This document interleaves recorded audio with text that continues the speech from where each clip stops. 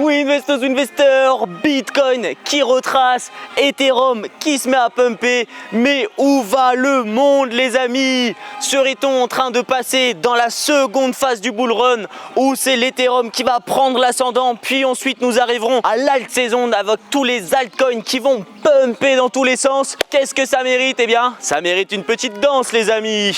Hepa! Je me trouve toujours en Colombie, comme vous pouvez l'entendre avec la musique. Incroyable, c'est pour ça que j'aime la Colombie, les amis. Regardez-moi ça, écoutez-moi ça, c'est beau, c'est vert, ça sent la nature, ça respire la joie, ça respire les pays latins, tout ce que j'aime. En plus de ça, je suis actuellement en position sur l'euro USD, les amis. Un petit peu plus tôt aujourd'hui, alors j'ai eu un magnifique setup sur le gold, un très beau setup sur le gold. Malheureusement, il est arrivé dans ma zone à quelques minutes des annonces économiques, donc par souci de sécurité et pour respecter mon plan de trading qui m'interdit d'entrer en position 30 minutes à 1 heure avant qu'il y ait une annonce économique, puisque si jamais la position est en drawdown pendant l'annonce économique et que ça part dans le mauvais sens, histoire de liquider, je ne peux rien contrôler du tout. Ça ne voudra pas dire que le setup ne sera pas respecté, ça voudra tout simplement dire que l'annonce économique est partie liquider. Et ensuite, on sait tous qu'avec les annonces économiques, il y a énormément de slippage. C'est un risque à ne surtout pas prendre. Bref, j'ai quand même réussi à trouver un bon petit setup à l'achat sur l'euro USD. À l'heure actuelle, j'ai une position qui est à moins 30, une position qui est à plus 179, donc rien d'incroyable. Mais voilà, on maintient le setup, on maintient un fond. Dans quelques minutes, va y avoir les minutes de la Fed. Alors, je vais quand même rester en position pour les minutes de la Fed. Pourquoi? Parce que ce soir, ils feront juste un petit point sur l'économie aux États-Unis. Ça ne va pas impacter, ils ne vont pas prendre de grosses décisions. Les marchés ne vont pas partir dans tous les sens. Et ça aussi, être un trader aguerri, c'est savoir lorsque une annonce économique va, oui ou non, impacter le marché. Donc voilà, les amis, assez parlé trading, parlons Colombia. Je me trouve actuellement dans un parc, alors je ne sais encore une fois absolument pas ce qui se trouve dans ce parc. Avant d'arriver, on m'a dit il y a des animaux, il y a des piscines, il y a du tennis, il y a du patinage artistique, il y a de tout quoi. Donc les amis, c'est parti. N'oubliez pas de vous abonner à la chaîne, de rejoindre mon canal Telegram sur lequel je poste toutes mes analyses, tous mes trades, de mettre un like sur la vidéo, votre commentaire vous le mettrez à n'importe quel moment du vlog, les amis. Et sinon, écoutez, je vais vous prendre avec moi puis on se retrouvera un petit peu plus loin dans le parc. Les amis, il vient de se passer un truc de fou furieux. Je viens tout juste de couper la caméra. Il y a 2 iguanes géants qui viennent de tomber d'un arbre. Truc de fou, mais voilà, ça encore une fois, c'est des choses qui se passent en Colombie. Il y a les guerres de territoire, des cartels, de la guérilla, mais aussi des iguanes. Donc voilà, incroyable.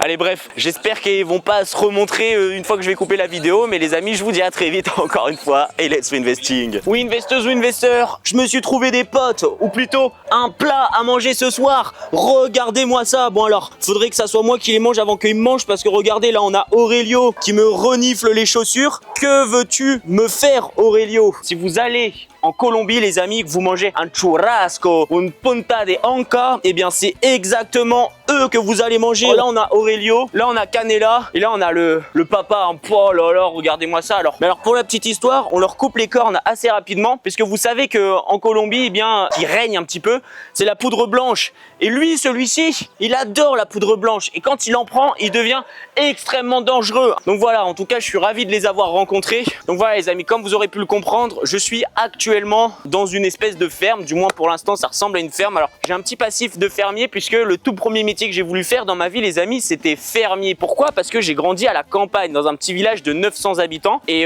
jusqu'à mes 12 ans, je crois. Après, je suis parti à la ville pour le foot. Et du coup, en fait, à la campagne, mon meilleur pote, il avait une asinerie. C'est comme un ranch, là où il y a tous les chevaux et tout. Mais lui, c'était pour les ânes. Il faisait du lait d'âne, du savon d'âne, du shampoing d'âne, etc. C'était le business de ses parents. En fait, moi, je passais tout mon temps là-bas. On allait dans les forêts, on construisait des cabanes, on construisait des poulaillers. Enfin, c'était vraiment ma life. Les animaux, la ferme, j'adorais ça. Et du coup, je voulais devenir fermier. C'était mon rêve.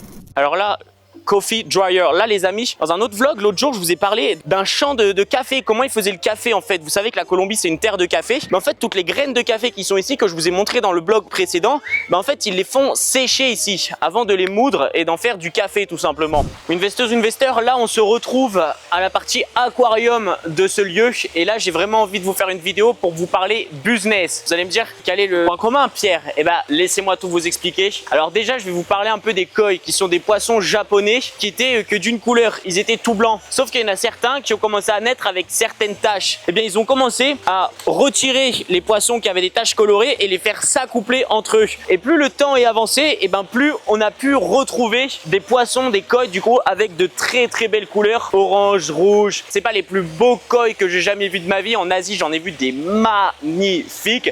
Mais ça, ce sont des poissons, les amis, qui valent plusieurs milliers d'euros. Mais les amis, moi je trouve que les aquariums, c'est quelque chose de high value, à haute valeur. Lorsque vous entrez dans un endroit et que vous avez par exemple de l'eau, le bruit de l'eau, c'est comme le bruit de la mer et que vous voyez des beaux poissons, et je vais vous en montrer là, eh bien ça apaise, ça rend le lieu tout de suite plus chaleureux. Et moi, depuis tout petit, je suis un grand fan des aquariums.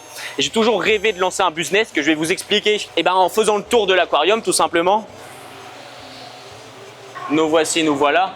Imaginez-vous rentrer chez vous dans le cellier et puis sur votre gauche, vous posez vos chaussures, vous avez un bel aquarium comme ça avec un bel arbre au milieu. Donc on a la végétation, mais aussi on a des êtres vivants. Donc ça aussi, c'est un très bel aquarium. Imaginez-vous dans votre cuisine, ça rajoute tout de suite beaucoup plus de vie, ça rend tout de suite l'endroit beaucoup plus chaleureux, vous en tirez tout de suite beaucoup mieux. Donc là, vous pouvez voir qu'on a une raie, hein, une raie. Ici, on a Nemo. Regardez-moi comment ils sont beaux ces poissons. Donc en fait, mon idée de business, c'est tout simplement de créer des aquariums de luxe. Donc, vous savez, il y a énormément de personnes qui sont richissimes dans le monde, etc.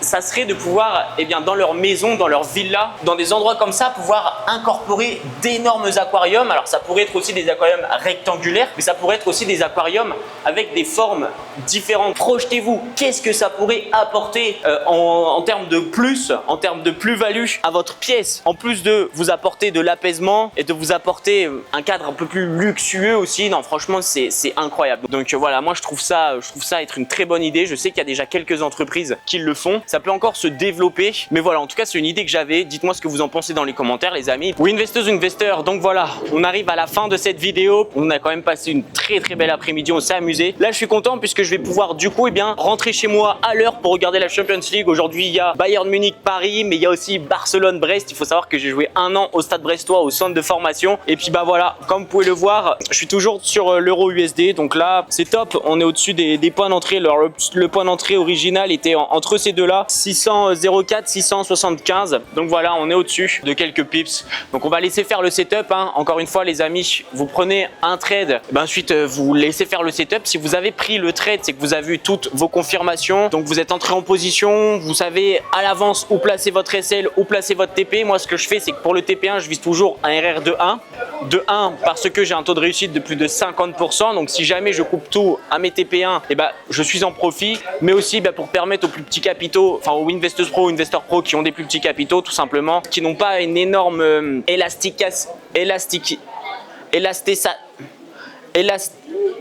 j'arrive pas à le prononcer, les amis, élasticité au niveau de capital, vu qu'ils ont un petit capital, donc ils n'ont pas énormément de marge. Donc c'est plus facile pour eux d'être rentable en ne suivant que les TP1. Puis mon TP2, eh ben, c'est vraiment la target finale du trade. Il est toujours à un RR de 2, RR de 3, 4, ça dépend en vrai dire de la target. Mais souvent, moi, je trade en fait dans le sens de la tendance, des retracements. J'entre en position et je trade le BOS. Donc ça peut être des fois 1.5, 1.7, 2, etc. etc. Et c'est ce qui me permet d'être bien rentable sur le long terme. Encore une fois, en trading, ça sert à rien. N'écoutez pas ce qu'on vous dit sur les réseaux sociaux. Il faut avoir des RR de 3, 4, 5, 6, 10, 20 sur les trades. C'est impossible. Bon, 3, c'est possible, même si votre win rate il va être sacrément impacté. Ceux qui vous disent des RR de 10, 20, sachez que ce sont des arnaqueurs qui essayent de vous amadouer, les amis. Donc faites très attention à ça. N'oubliez pas d'intégrer mon canal Telegram. Le lien est dans la description. Bref, je fais encore bien plus. Donc voilà. Je vous dis à très vite, laissez-moi un commentaire pour me dire ce que vous en avez pensé, likez la vidéo, abonnez-vous à la chaîne, à très vite